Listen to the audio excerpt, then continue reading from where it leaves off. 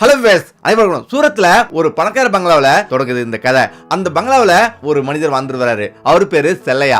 அவரு ஒரு body builder கூட. பார்க்கறதுக்கு அழகாவும் இருப்பாரு. அவரு பேரு செல்லையா. செல்லையாவுக்கு வயது 35. அவரு அங்க தோட்ட வேலை செஞ்சுட்டு இருக்காரு. மனதுல ஒரு கனவோட, கண்கள்ல ஒரு வலி இருக்கு. அதுக்கு முக்கிய காரணம் என்னன்னா, அவருடைய மனைவி 10 வருஷத்துக்கு முன்னாடி இறந்துட்டாங்க. அதாவது அவருடைய மனைவிக்கு குழந்தை பிறக்கும் போது அவருடைய மனைவி இறந்துடுறாங்க. இப்ப அவருக்கு இருப்பது ஒரே ஒரு மகள் தான். அந்த மகளை எப்படியாவது வளர்த்து நல்ல ஒரு மருத்துவர் ஆக்கணும்ன்றதுதான் அவருடைய கனவு. அதுக்காக எவ்வளவு கஷ்டப்பட்டு உழைக்கிறாரு. அங்க மாசம் 15,000 ரூபாய் அவர் சம்பளம். இதனால அவருடைய மகளை ஹாஸ்டல்ல சேர்த்துட்டு படிக்க வைக்கிறாரு. மாசம் மாசம் அவருடைய மகளுக்கு அவருடைய சம்பளத்தை எடுத்து படிப்பு செலவுக்காக கொடுத்துட்டு மிச்சமுள்ள பணத்தை தான் அவர் செலவு பண்றாரு. அவரை அந்த வீட்டு முதலாளிகள் ரொம்ப மதிப்பாங்க. ஏன்னா அவருடைய வேலை எல்லாமே நேர்மையா இருக்கும். அதே போல எந்த ஒரு குழப்பமும் இல்லாம அவர் செய்வாரு. இப்ப அந்த வீட்டு முதலாளியோட மகள் சங்கீதா துபாயில இருந்து வராரு. அதாவது அவர் துபாயில செட்டில் ஆயிட்டாரு. 2 வருஷத்துக்கு ஒரு முறை தீபாவளி தினத்தன்று வருவாரு. அப்படிதான் சங்கீதா அங்க தீபாவளிக்கு வந்திருக்காங்க. இப்ப அங்க வெளியில யாரோ கட்டுக்கோப்பான ஒரு ஆளு வேலை செய்யறத பாக்குறாங்க. இப்படி ஒரு இளைஞன் பாக்கிறதுக்கு கட்டுக்கோப்பா இருக்கிறான். டீசெண்டா வந்து உடை அணிஞ்சிட்டு இப்படி வேலை செய்யறானே அப்படின்னு அவங்க நினைக்கிறாங்க. இப்பதான் அவருடைய அப்பாட்ட அவரை பத்தி கேக்குறாங்க. இப்ப அவருடைய அப்பாவும் அனைத்து விஷயங்களையும் சொல்றாரு. அப்பதான் அவன் நினைக்கிறா இவர் ஒரு சாதாரண ஒரு தொழிலாளி மாதிரி தெரியல அப்படின்னு அவன் நினைக்கிறான். இப்ப அவருடைய அப்பாவிடம் எல்லா விஷயத்தையும் கேட்டு தெரிஞ்சுக்கிறான். நாட்கள் சில ஓடுது. இப்ப தீபாவளி முடிஞ்சு அவ துபாய்க்கு போற அந்த நாட்கள் வருது. இப்பதான் அவருடைய அப்பாவிடம் போயிட்டு சங்கீதா கேக்குறா, அப்பா செல்லையாவை நான் அழைச்சிட்டு போட்டுமா? ஏன்னா என்னோட வீட்டுல வேலை செய்யறதுக்கு ஆள் இல்ல, நேர்மையான ஒரு ஆள் தேவை அப்படின்னு அவங்க சொல்றா. அவருடைய அப்பாவோ அதெல்லாம் முடியாது, நான் அனுப்ப முடியாது, எனக்கு விருப்பம் இல்ல, இங்க ஆட்கள் தேவை அப்படின்னு அவர் சொல்றாரு. எத்தனையோ ஆட்கள் இருந்தாலும் அவனை மாதிரி வேலை செய்ய முடியாது அப்படின்னு அவர் சொல்றாரு. இப்ப சங்கீதா அவரை புறக்கணிச்சிட்டு இப்ப நேரா செல்லையாட்ட வரா. செல்லையாட்ட வந்து, செல்லையா நான் உனக்கு மாசம் 1 லட்சம் ரூபாய் சம்பளம் தரேன், நீ துபாய்க்கு வேலைக்கு வரியா அப்படின்னு சங்கீதா சொல்றா. இதை கேட்டு செல்லையா ஒரு நிமிஷம் அதிர்ச்சி ஆகிறான். மாசம் 1 லட்சம் ரூபாயா? ஏன்னா இங்க 15,000 ரூபாய் வாங்குறான். மாசம் 1 லட்சம் ரூபாய் அப்படின்னா 5 வருஷத்திலேயே பணக்காரன் ஆயிடலாம். அது மட்டும் இல்லாம அவருடைய மகளுடைய படிப்பையும் நல்லபடியா படிக்க வைக்க முடியும் அப்படின்னு அவன் மனசுல இருந்து தோணுது. இதே நேரத்துல இன்னொரு விஷயமும் தோணுது. தன்னை விட்டா தனது மகளுக்கு வேற யாருங்க கிடையாது. தனது மகளை தனியா விட்டுட்டு இவ்வளவு தூரம் போய் இருக்க முடியாது அப்படின்னு அவன் நினைக்கிறான். இப்பதான் எனது மகளை விட்டுட்டு இவ்வளவு தூரம் நான் வர முடியாது அப்படின்னு செல்லையா சொல்லிடுறான். இப்ப இதை கேட்டு சங்கீதா என்ன சொல்றானா, நீ இப்படியே வேலை செஞ்சா நீ ரொம்ப வருஷத்துக்கு வேலை செஞ்சாகணும். இப்ப துபாய்க்கு நீ வந்து வேலை செஞ்சா அங்க நான் உனக்கு 1 லட்சம் ரூபாய் தருவேன். உன்னுடைய மகளுடைய படிப்பு செலவுக்கு வந்து ஆயிடும். உனது மகளும் மருத்துவ படிப்பை நல்லபடியா முடிப்பா. அதே போல நீனும் கூடிய சீக்கிரமே சொன்னாயிடலாம். ஒரு 5 வருஷத்திலேயே உனக்கு உண்டான பணத்தை நீ சேர்த்துக்கிட்டு நீ வந்துடலாம் அப்படின்னு அவ சொல்றான். மேலும் அவ சொல்றா, நீ அங்க போன பிறகு தினந்தோறும் வீடியோ கால்ல உனது மகளிடம் பேசலாம். அதனால எந்த பிரச்சனையும் இல்லை. எந்த பிரச்சனையா இருந்தாலும் பணம் இருந்தா எல்லாத்தையும் சரி பண்ணலாம் அப்படின்னு அவன் சொல்றான். அவனும் குழப்பத்தோட வீட்டுக்கு போறான். பல விதமா யோசிக்கிறான். இப்ப மகளா பணமா அப்படின்னு யோசிக்கிறான். இந்த இடத்துல தான் பணம் இருந்தா மகளையும் மருத்துவ படிப்புல சேர்த்து படிச்சு முடிச்சிருவா. அதே போல நம்மளும் பணத்தை சீக்கிரமா சேர்த்துட்டு 5 வருஷத்துல வந்துடலாம் அப்படின்னு முடிவு பண்றான். இப்ப மறுநாள் வரான். மறுநாள் சங்கீதா விட்டு வந்து, சரி நான் துபாய்க்கு வரேன் அப்படின்னு சம்மதிக்கிறான். இப்ப இதை கேட்டு சங்கீதாவுக்கு ரொம்ப சந்தோஷம். சரி பாஸ்போர்ட் எடு, விசா எல்லாம் நான் ரெடி பண்றேன் அப்படின்னு சொல்லிட்டு சங்கீதா போயிடுறா. அதே போல சில மாதங்கள் கிடக்குது. செல்லையாவும் பாஸ்போர்ட் ரெடி பண்றான். இப்ப விசா வருது. உடனடியா பிளைட் ஏறி துபாய் போறான். இது எல்லாமே அவனுக்கு கனவு போல நடந்து முடியுது. இப்ப அவன் துபாயில போய் இறங்குறான். துபாயை பார்த்து ஆச்சரியப்படுறான். ஏன்னா உயரமான கட்டிடங்கள், அதே போல விலையுயர்ந்த கார்கள், சுத்தமான ரோடு அப்படின்னு நகரமே ஆச்சரியமா இருக்கு. இப்ப சங்கீதாவும் அவனை வந்து அழைச்சிட்டு போறா. சங்கீதாவோட பங்களாவுக்கு அழைச்சிட்டு போறா. அவனுடைய கணவரிடம் சிலையை பத்தி எல்லாமே சொல்றா. இப்ப சரி அப்படின்னு அவருடைய கணவரும் அவனுடைய வேலையெல்லாம் சொல்லிட்டு அவனுடைய ரூம் எல்லாருமே சொல்லிட்டு அவங்க வேலையை அவங்க பாக்குறாங்க. இப்ப தினந்தோறும் சிலையை எழுந்திருக்கிறான். அவனுடைய வேலை கரெக்டா செய்யறான். எல்லாமே ஆச்சரியப்படும்படி சீக்கிரமே முடிச்சிடறான். தினந்தோறும் அவனுடைய மகளிடம் வீடியோ கால் பண்ணி பேசிட்டு இருக்கான். இப்படி 4 மாசம் கிடக்குது. இப்போ ஒரு நாள் சங்கீதோட வீட்டுக்கு தரினா வர. அவ துபாய் நாட்டுக்கார ஒரு பணக்கார பெண்மணி. தரினா பார்க்கறதுக்கு ரொம்ப அழகா இருப்பா. அதே போல சங்கீதாவோட வந்து உட்கார்ந்து பேசுறான். இப்பதான் ஒரு விஷயத்தை கவனிக்கிறான். சிலையை வேலை செஞ்சிருக்கிறத பார்த்துட்டு அவன் பார்க்கறதுக்கு சாதாரணமா இல்ல, பெரிய ஒரு பாடி பில்டரா இருக்கான். பார்க்கறதுக்கு அழகாவும் இருக்கான். ஒவ்வொரு முறையும் சங்கீதா வீட்டுக்கு வரும்போது அவளுடைய பார்வை முழுதும் சிலைய மேலதான் விழுது. ஒரு விசித்திரமான பார்வையோடு பாக்குறான். கடினமான உடல், அமைதியான சுபாவம், இது அவளை கவருது, இருக்குது. ஒரு நாள் ஜரீனா சங்கீதாவோட பேசிட்டு இருக்கும் போது, எனக்கு உங்க வீட்டு வேலைக்காரன் தேவை, நான் உனக்கு ஒரு பெரிய பொறுப்பை தரேன் அப்படின்னும், சிலையாவுக்கு நான் நீ கொடுக்கறத விட 2 மடங்கு அதிகமாவே சம்பளம் தரேன், அவனுடைய வேலை எனக்கு ரொம்ப பிடிச்சிருக்கு, சிலையாவை என் கூட அனுப்பியோ அப்படின்னு ஜெர்னா கேட்கிறா. ஜெர்னா கேட்கத்தால சங்கீதாவில மறுக்க முடியல. ஏன்னா அவ ஒரு மிகப்பெரிய கோடீஸ்வரி, நெருங்கிய தோழி. இப்ப சரி அப்படின்னு மறுநாள் சிலையோட போயிட்டு சங்கீதா பேசுறான். இது போல போல ஜெரினா என்னுடைய தோழி. அவ வீட்டுல வேலை இருக்கு, உன்னை கூப்பிடுறா, இதை விட அதிகமா சம்பளம் தரணும்னு சொல்றா, நீ போ அப்படின்னும் சங்கீதா சொல்றா. இப்ப செல்லையாவல இதை மறுக்கவும் முடியல. ஏன்னா முதலாளி சொல்றதால அவனுக்கு போக மனம் இல்ல, இருந்தாலும் முதலாளி சொல்ல தட்டவும் முடியல. இப்ப அவன் ஜெரினா வீட்டுக்கு போறான். இப்ப ஜெரினா வீடு மிகப்பெரிய ஒரு அரண்மனை மாதிரி இருக்கு. அது ஒரு பெரிய மாளிகை. இப்ப அங்க ஏற்கனவே 4-5 பணியாட்கள் வேலை செஞ்சுட்டு இருக்காங்க. செல்லையாவும் அங்க போறான்.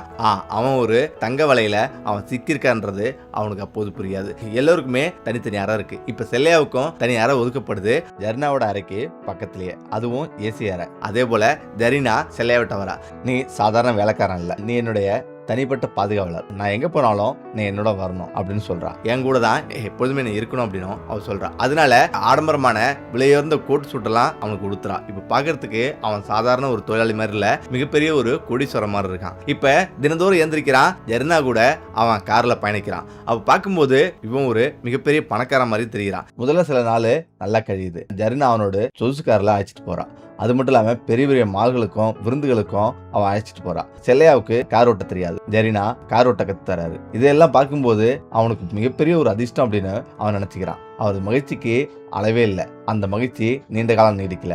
ஜெரினாவோட உண்மையான ஆட்டம் ஆரம்பமாகுது. இப்ப செல்லையா அவன் ரூம்ல உட்காந்துருக்கான். இரவு 11 மணி. இப்பதான் ஜெரினா வந்து அவன் ரூமை தட்டுறா. தட்டிட்டு யாருன்னு ஓப்பன் பண்ணி பாக்குறான். ஜெரினா முன்னாடி நின்று இருக்கா. இதை பார்த்துட்டு அதிர்ந்து போறான். நான் எப்படி இருக்கேன், அழகா இருக்கேனா அப்படின்னு அவன் கேட்கறான். இப்ப செல்லையாவுக்கு ஒண்ணுமே புரியல. அவன் தலைய கீழே குத்துக்கிறான், கீழே குனிஞ்சுக்கிறான். ஏன்னா அவன் துபாய் வந்த பிறகு இங்க உள்ளவங்க எல்லாமே அங்குள்ள சட்டத்திட்டங்கள் எல்லாம் சொல்லியிருக்காங்க. ஒழுக்கக்கேடான செயலில் ஏதாவது ஈடுபட்டா, மோசமான செயலில் ஈடுபட்டா மரணத்தன்மை உறுதி அப்படின்றது அவனுக்கு நல்லா புரியும். அதனாலே தவிர்த்துறான். இப்பதான் ஜெரினா அவன் கையை வந்து பிடிக்கிறா. நீ இன்னைக்கு என் கூட தான் இருக்கணும் அப்படின்னு அவன் சொல்றான். இதை கேட்டு ஒரு நிமிஷம் அதிர்ச்சியாயி செல்லையா சொல்றான், என்ன வேலை வேணாலும் விடுங்க, தோட்ட வேலை, சமையல் வேலை, துடைக்கிற வேலை அப்படின்னு எந்த வேலை விட்டாலும் நான் செய்வேன். ஆனா இந்த வேலை மட்டும் எனக்கு வேண்டாம், நான் செய்ய மாட்டேன் அப்படின்னு சொல்றான். ஏன்னா இங்க உள்ள சட்டத்திட்டங்கள்லாம் எனக்கு தெரியும். இது போல தவறான செயலில் ஈடுபட்டு ஏதாவது நான் மாட்டிக்கிட்டேன் அப்படின்னா எனக்கு மரணத்தன்மை கிடைக்கும். எனக்கு ஒரு மகள் இருக்கா, அவ என்ன நம்பிதான் இருக்கா. என்னுடைய மகளை நான் எப்படியாவது ஆளாக்கணுன்றதால தான் நான் உழைச்சிட்டு இருக்கேன். அதனால வேண்டாம் மேடம் அப்படின்னு அவன் சொல்றான். உடனே ஜெரினா என்ன சொல்றான், நான் இதுக்காக நான் கூப்பிடல, நான் இன்னொரு விஷயம் வச்சிருக்கேன் அப்படின்னு அவன் சொல்றான். இப்ப மறுநாள் விடியுது. ஜெரினா அவன் பக்கத்துல வரா. நான் உன்னை சாதாரண ஒரு வேலைக்காரனா நினைக்கல, பார்ட்னரா தான் நான் நினைக்கிறேன். அதனால என்னுடைய வேலையில நீ பங்கெடுத்துக்கிட்டு நீ வேலை செய்ய, கூடிய சீக்கிரமே மிகப்பெரிய பணக்காரனா மாறிடுவ. அதே போல உன்னுடைய மகள் படிச்சு மருத்துவரா மாறி லண்டன்ல போய் செட்டில் ஆகலாம். இதெல்லாம் நடக்கணும்னா நீ என் கூட ஒத்துழை அப்படின்னு அவன் சொல்றான். இப்ப செல்லையாவும் எதுவுமே பேசல. ஏன்னா அவளுடைய மகளுடைய வாழ்க்கை அவன் கண்ணு முன்னாடி வந்துட்டு போகுது. கொஞ்சம் அமைதியா இருக்கான். இப்ப ஜெரினா சொல்றத எல்லாத்தையும் கேட்கிறான். முக்கியமா ஜெரினா மேல கொஞ்சம் கொஞ்சமா அவனுக்கு சந்தேகம் வர ஆரம்பிக்குது. இப்போ ஒரு நாள் ஒரு ஹோட்டல்ல போய் நிப்பாட்டுறான். நீ இங்கே இரு, நான் வந்துடுறேன் அப்படின்னு சொல்லிட்டு ஜெரினா உள்ள போறா. இப்ப போயிட்டு ஒரு அரை மணி நேரம் ஆகுது. அங்கிருந்து வேக வேகமா ஓடி வரா. முடியெல்லாம் கலைஞ்சிருக்கு, வெறுத்து ஓடுது. ஆனாலும் எதனால அப்படி வந்தாங்க அப்படின்றது அவனுக்கு உண்மையே புரியல. எல்லாமே ரகசியமா இருக்கு. வா போலாம் அப்படின்னு ஏறி உட்காந்துட்டு கிளம்புறா. இப்படி நாட்கள் ஓடிட்டு இருக்கு. இப்போ ஒரு நாள் செல்லையாவை கூப்பிட்டு உள்ள உயர்ந்த போட்டு சுட்டலாம் வந்து அனுபவிக்கிறான். இப்ப அவனை பார்க்கறதுக்கு மிகப்பெரிய ஒரு கோடீஸ்வரர் மாதிரி இருக்கு.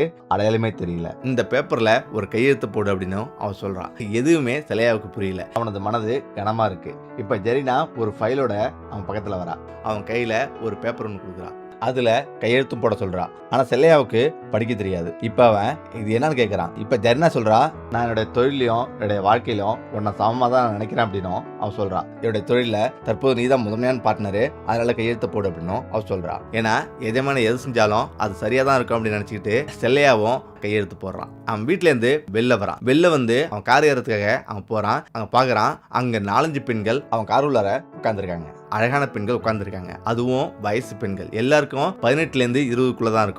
இப்ப ஜெரினா செல்லையா பார்த்து, இந்த பெண்களை நம்ம எப்போதும் போற அந்த ஹோட்டல்ல விட்டுரும் அப்படின்னு அவன் சொல்றான். இவனுக்கு ஒரே குழப்பம். சரி அப்படின்னு அவன் ஏறி உட்கார்றான். ஏறி உட்கார்ந்து ஆக்சிலேட்டர் எடுத்துறான். இந்த இடத்துல தான் அந்த பெண்களோட முகத்துல ஒரு பயம் இருக்கு. எல்லாருமே பதட்டமா இருக்கிறாங்க. இப்பதான் அவன் கேக்குறாங்க, நீ ஒரு அரபி மாதிரி தெரியல, நீ ஒரு துபாய் நாட்டுக்கார மாதிரி தெரியலையே அப்படின்னு அவங்க கேக்குறாங்க. அதுல ஒரு பெண் தமிழ் பெண். அந்த பெண்ணு இந்த மாதிரி கேக்குது. இப்ப செல்லையாவும் சொல்றான், நான் ஒரு இந்தியன் அப்படின்னு அவன் சொல்றான். இப்ப அந்த பெண்கள் எல்லாருமே எங்களை எப்படியாவது காப்பாத்துங்க அப்படின்னு அவங்க பதறாங்க. இவனுக்கு எதுவுமே புரியல. என்ன சொல்றீங்க அப்படின்னு திரும்பி கேக்குறான். இப்பதான் அந்த பெண்கள் அழுதுகிட்டே எப்படி சொல்றாங்க, எங்களை அழைச்சிட்டு வந்து மனிதாபமற்ற முறையில நடந்துக்கிறாங்க. தவறான வேலைக்கு இவங்க விட்டுருக்காங்க. அதாவது உடலை உறிஞ்சக்கூடிய ஒரு வேலை இவங்க கொடுத்துட்டு இருக்காங்க. நாங்க வந்து மாட்டிக்கிட்டோம். பாலியல் தொழில எங்களை இறக்கிட்டு இருக்காங்க. நாங்க எதிர்த்தா எங்களை அடிச்சு துன்புறுத்துறாங்க அப்படின்னும் அழுதுகிட்டே அந்த பெண்கள் சொல்றாங்க. நாங்க இந்தியா, பங்களாதேஷ், பாகிஸ்தான் அப்படின்னு 4 நாட்டு பெண்கள் இங்க இருக்கிறோம். எங்களுக்கு எல்லாருமே வீட்டு வேலைன்னு சொல்லி தான் எங்களை அழைச்சிட்டு வந்தாங்க. ஆனா இங்க வந்து பார்த்த பிறகுதான் தெரியுது எங்களை ஏமாத்தி இந்த மாதிரி விபச்சார தொழில ஈடுபடுத்துறாங்க அப்படின்னும் அவங்க சொல்றாங்க. இதை கேட்டு ஒரு நிமிஷம் அதிர்ந்து போறான். காரன் நிப்பாட்டி அவங்களுக்கு விசாரிச்சுட்டு இருக்கான். இந்த இடத்துல எல்லோருமே கதறி அழுகுறாங்க. எங்களை எப்படியாவது காப்பாத்துங்க அப்படின்னும் அவங்க சொல்றாங்க. இப்போ அவங்க சொல்றாங்க, எங்களை பிடிச்சா நீயும் தான் மாட்டுவ, ஏன்னா உங்களுடைய முதலாளி எங்களை எடுத்திருக்காங்க, இந்த கம்பெனிக்கு முதலாளி நீ தான் அப்படின்னும் அவங்க சொல்றாங்க. இப்பதான் அவனுக்கு எல்லாமே புரியுது. மேலும் அந்த பெண்கள் நாங்க மாட்டோம்னா உன்னதான் முதல்ல பிடிப்பாங்க, அவங்க ஈஸியா தப்பிச்சிருவாங்க, உனக்கு மரண தண்டனை கிடைக்கும் அப்படின்னும் அவங்க சொல்றாங்க. இதை கேட்டு அவன் ஒரு நிமிஷம் அதிர்ந்து போறான். இப்போ அவங்க சொல்றாங்க, இப்போ நம்ம எல்லோருமே போய் போலீஸ்ல கம்ப்ளைண்ட் தரலாம், நாங்களும் கூட வந்தா நீயும் தப்பிக்கலாம், நாங்களும் தப்பிக்கலாம் அப்படின்னும் அவங்க சொல்றாங்க. இதை கேட்டு செல்லையாவுக்கு இதுதான் சரி அப்படின்னு அவனுக்கு தோணுது. இப்போ உடனடியா அவங்க எல்லோருமே சேர்ந்து துபாய் நாட்டு போலீஸ் ஸ்டேஷன் போறாங்க. இப்போ அங்க போன பிறகு எல்லாரையும் பார்த்து அதிர்ச்சி ஆகுறாங்க. இப்பதான் அங்க நடந்த எல்லா விஷயங்களையும் செல்லையா போலீசாரிடம் சொல்றான். ஆனா போலீசார் ஆரம்பத்தில் சந்தேகப்பட்டாலும் ஒரு குற்றவாளி தானா வந்து தன் குற்றத்தை சொல்ல மாட்டாங்க. அதனால இவங்களுக்கு தெரியாமலேயே இந்த விஷயம் நடந்திருக்கு. ஒரு இந்தியரை பயன்படுத்தி நீதி சுரண்டப்படுது. அதாவது இந்தியரை பயன்படுத்தி இந்த நாட்டுக்காரர் இந்த மாதிரி மோசமான விஷயத்தை செஞ்சிருக்காரு அப்படின்றது எல்லாருக்குமே புரியுது. இப்ப ஜெரீனாவுக்கு இந்த விஷயம் தெரிஞ்ச பிறகு உடனடியா அங்க உள்ள நகையெல்லாம் எடுத்துட்டு வெளிநாட்டுக்கு தப்பிச்சு ஓட பாக்குறா. உடனடியா போலீசார் அவர் கைது செய்யறாங்க. இப்ப விசாரணை பண்றாங்க. ஜெரீனா மீது குற்றம் நிரூபிக்கப்படுது. இப்ப ஜெரீனாவுக்கு மரண தண்டனை கொடுக்குறாங்க. இப்ப செல்லையாவை அங்குள்ள போலீசார் எல்லாருமே பாராட்டுறாங்க. நீ விரும்பினா நாங்க உனக்கு ஒரு வேலை பார்த்து தரோம் அப்படின்னும் அவங்க எல்லாரும் சொல்றாங்க. ஆனாலும் செல்லையா, நான் ரொம்ப பயத்துல இருக்கிறேன், என்னுடைய மகளை நான் உடனே போய் பார்க்கணும், நான் இந்தியாவுக்கு போறேன் அப்படின்னும் அவங்க சொல்றாங்க. சரி அப்படின்னா ஒன்றும் பிரச்சனை இல்லை, நாங்க உங்களுக்கு ஒரு அமௌண்ட் போட்டு தரோம் அப்படின்னும் கொஞ்சம் காசு கொடுத்து அனுப்புறாங்க. இந்த இடத்துல தான் அவன் நேரா அவனுடைய முதலாளி சங்கீதாவை போய் சந்திக்கிறான். இப்ப அவங்க செல்லையை பார்த்து மன்னிப்பு கேட்கறாங்க. அதாவது ஜெரீனா இப்படி ஒரு மோசமான பெண்மணின்னு எனக்கு தெரியாது, அப்படி தெரிஞ்சிருந்தா இதை நான் முன்னாடியே சொல்றப்போம் அப்படின்னும் அவங்க சொல்றாங்க. என்ன மன்னிச்சிரு அப்படின்னு சொல்றாங்க. இப்ப சங்கீதா என்ன பண்றாங்கன்னா, செல்லையாவுக்கு நிறைய பணம் தரா. இந்திய மதிப்புல